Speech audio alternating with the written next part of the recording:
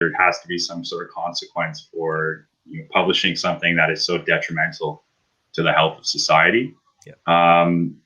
And it's a really good idea because I never really, kind of when I think about this, I look through everything through my perspective with polarization. I think to myself that there's really no way we can get out of it. But when you bring up the fact of treating companies like publishers, right?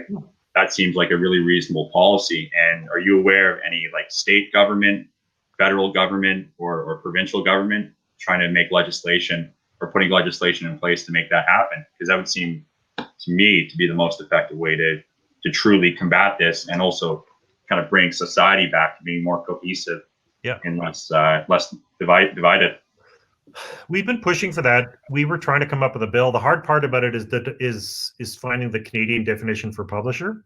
I know in Australia they're trying to do stuff where they're just trying to make people pay, and there's discussions in the federal Liberal throne speech. There were discussions about taxing them, but ultimately it is a question of legal accountability.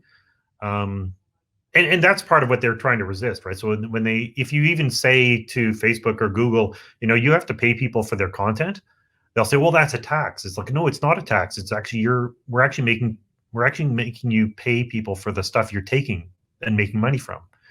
And the business model of YouTube, Facebook, and Google has not just been surveillance and spying on people and collecting all their information. It's also taking intellectual property and not paying for it. So those are pretty questionable, pillars to build a business on. But ultimately, if they should be able to make, I believe they should still be able to make money and pay people. But one of the things is that they would actually might have to charge more for their advertising if they're going to pay people for the stuff they're taking, which would again help level the playing field with other outlets. But I think I've proposed that to the federal government. We'll suggest it again.